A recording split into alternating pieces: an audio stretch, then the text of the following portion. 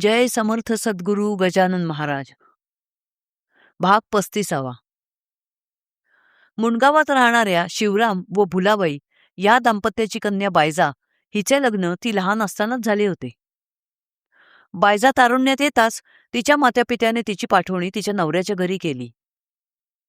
पण बायजाच्या नवऱ्याच्या पुरुषार्थात दोष होता. आपल्या मुलीच्या नशिबी हे दुर्दैव आल्याने शिवराम व भुलाबाईला अनावर शोक झाला. भुलाबाई आपल्या मुलीकडे पाहून विलाप करत असे की माझ्या मुलीचे तारुण्य वांज राहू पाहत आहे. भुलाबाई आपल्या पतीला म्हणाली की आपण बायजेला अशीच न ठेवता तिचे दुसरे लग्न करून देऊ. त्यावर शिवराम म्हणाला, असा धीर सोडू नकोस. हा पुरुषत्वाचा प्रकार एकदम कळत नाही. आपण काही दिवस बायजेला तिच्या सासरीच ठेवू. जावयाचे नपुंसकत्व औषधाने दूर होते का त्याची वाट पाहू. 15-16 वर्षांच्या सावळ्या पण रेखीव नागडोळे आणि मनोहर बांधा असलेल्या बायजाला पाहताच कामुकाचे अंतर मोहित होई. बायजेच्या थोरल्या दिराला तिला आपलेसे करण्याची इच्छा झाली. त्याने तिचे मन वळवण्याचे नाना प्रयत्न केले. तो बायजाला म्हणाला, अशी हताश होऊ नकोस. आजपासून मलाच आपला नवरा समज. मी तुझे आमरण संगोपन करीन. आता झुरणे सोडून दे आणि मन आनंदी ठेव. अशा प्रकारे तो बायजाचे मन वळवायला आणि चित्त भुलवायला वेगवेगळी आमिषे दाखवत असे. पण त्याचा बायजावर काहीही परिणाम होत नव्हता. तिच्या मनात काही केला हे येत नव्हते. भाविक मनाची बायजा दुःखी होऊन देवाला आळवत असे की हे नारायणा, असे दैन्य का मांडलेस? बालपणापासून मी तुझे चरण धरले, त्याचे मला हे फळ का मिळावे? मी ज्याचा हात धरला तो पुरुष नाही, हा दैवयोग समजून चुकला. माझ्या नशिबी संसार सुख नाही हे एका अर्थी बरेच झाले. आता माझे चित्त तुझ्या ठाई रमेल. हे शेषशाही नारायणा, आता एकच कृपा कर, मला परपुरुषाचा स्पर्श सुद्धा होऊ देऊ नकोस. एका रात्री बायजेचा दीर तिला आपलेसे करण्यासाठी तिच्याजवळ आला. तेव्हा तिने त्याला नकार दिला आणि म्हणाली, तुझ्या चित्ती तिळभरही लाज कशी नाही? तू माझा ज्येष्ठ दीर आहेस आणि ज्येष्ठ दीर पित्यासमान असतो, तेव्हा हा अविचार सोडून दे. बायजाच्या अशा घालून पाडून बोलण्याकडे तिच्या दीराने लक्ष दिले नाही. कामाची वासना होताच नीती विलायला जाते. तो बायजेच्या अंगावर हात टाकणार इतक्यात त्याचा थोरला मुलगा माडीवरून पडला आणि त्याच्या डोक्याला खोक पडली. बायजाने त्याला धरले आणि मांडीवर बसवून त्याला औषध लावू लागली. मग बायजा दीराला म्हणाली की आता तरी लक्षात घे की परस्त्रीची अभिलाषा धरणे योग्य नाही. आपला मुलगा पडलेला पाहून बायजेचा दीर घाबरला. त्याला आपण केलेल्या कृत्याचा पश्चाताप झाला. त्यानंतर त्याने बायजेचा नाद सोडला. नंतर शिवराम आपल्या मुलीला घेऊन मुंडगावला आपल्या घरी परत आला. मग भुलाबाई पतीला म्हणाली की आपण शेगावला जाऊ आणि गजानन महाराजांना बायजेचे पुढचे भविष्य विचारू. शिवरामला ते पटले. दोघे बायजाला घेऊन शेगावला आले.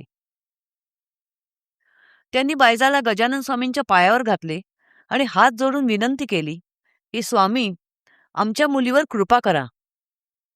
हिला पुत्र पौत्र होतील असा आशीर्वाद द्या.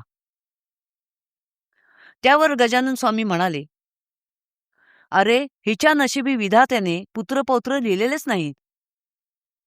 जगात जेवढे पुरुष आहेत ते सगळे हिचे तात आहेत. तेव्हा उगीच हिचे लग्न करण्याच्या फंदात पडू नका. हे ऐकताच शिवराम व भुलाबाईला अनावर शोक झाला. पण बायजा मात्र मनातून आनंदली. तेव्हापासून गजानन महाराजांच्या चरणी तिची निष्ठा जडली.